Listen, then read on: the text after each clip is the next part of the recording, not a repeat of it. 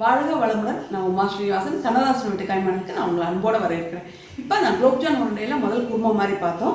இப்போ வந்து அந்த ட்ரையாக பண்ணது பார்த்தோம். அது வந்து சைனீஸ் மாதிரி டேஸ்ட் இருக்கும், ரொம்ப நல்லாயிருக்கும். இதுவும் சப்பாத்திக்கெலாம் ரொம்ப நல்லாயிருக்கும். பிடிச்சவங்க இட்லி தோசைக்கு கூட சாப்பிட்லாங்க, அது ரொம்ப நல்லாயிருக்கும் உங்களுக்கு.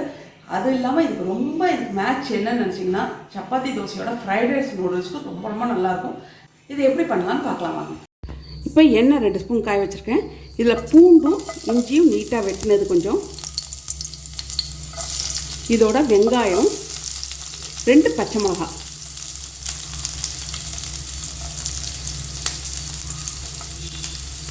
அதே குலோப்ஜான் உருண்டையை வச்சு தான் செய்ய போகிறேன். அதுக்கு பாதி இதுக்கு பாதின்னு எடுத்துட்டேன்.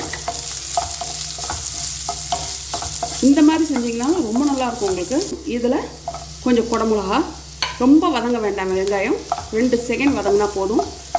அப்புறம் குடமிளகாயை போட்டாச்சு. இதில் ஒரு அரை தக்காளி, அதில் ஒரு அரை தக்காளி போட்டேன், இதில் ஒரு அரை தக்காளி. நான் விதையோடு தான் போட்டேன். நான் விதையை எடுத்துகிட்டு போட்டிங்கன்னா இன்னும் ரொம்ப நல்லாயிருக்கும். இதில் டொமேட்டோ சாஸ் 2 ஸ்பூன் ஊற்றிக்கலாம். இதில் சோயா சாஸ் 1 ஸ்பூன் ஊற்றிக்கலாம். சில்லி சாஸ், ஏன்னா இதுதான் காரம், அதனால் ஒரு 1.5 ஸ்பூன் ஊற்றிக்கலாம். உங்களுக்கு காரம் வேணும்னா அதையும் கம்மி பண்ணிடுங்க நீங்கள்.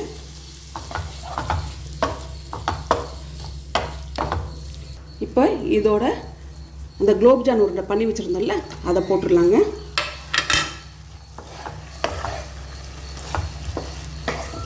அது வந்து நீங்கள் இடியப்பத்துக்கு ரொம்ப நல்லாயிருக்கும். கொஞ்சம் கெட்டியானாலும் நல்லாயிருக்கும். கொஞ்சம் தண்ணியாக பண்ணிக்கோங்க, அது ரொம்ப நல்லாயிருக்கும். ஆனால் இது வந்து எல்லாத்துக்குமே எங்கள் ஃப்ரைட் ரைஸ், நூடுல்ஸு, சப்பாத்தி இதுக்கெல்லாம் ரொம்ப நல்லாயிருக்கும். இதை போட்டுட்டு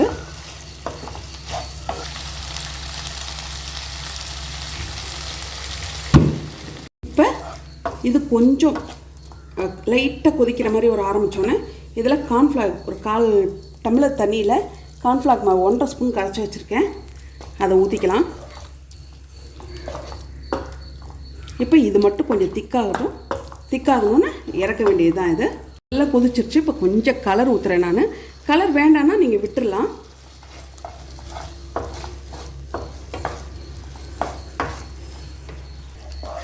இது கலர் ஊற்றுனா நல்ல கலர் கொஞ்சம் கொடுக்கும். இல்லைன்னா கூட உங்களுக்கு நல்லாவே இருக்கும். கலர் வேண்டான்னா கூட நீங்கள் எடுத்து வச்சுக்கலாம். அப்படி ரொம்ப நல்லாயிருக்கும் அது டேஸ்ட்டு. இது ஒரு கொதி வந்தோடனே இப்போ ஆஃப் பண்ணி எடுத்து வச்சிடலாம். இப்போ நம்ம வந்து அதை எப்படி பண்ணுறதுன்னு பார்த்தோம். ரொம்ப நல்லாயிருக்கும். இது ஃப்ரைட் ரைஸ்க்கும் நூடுல்ஸ்க்கும் பண்ணிட்டீங்கன்னா நீங்கள் ஹோட்டலுக்கே போக மாட்டீங்க. ஏன்னா அந்த டேஸ்ட் உங்களுக்கு கொடுக்கும். பண்ணி பாருங்கள், ட்ரை பண்ணி பாருங்கள், ரொம்ப நல்லாயிருக்கும். வாழ்க வளமுடன்.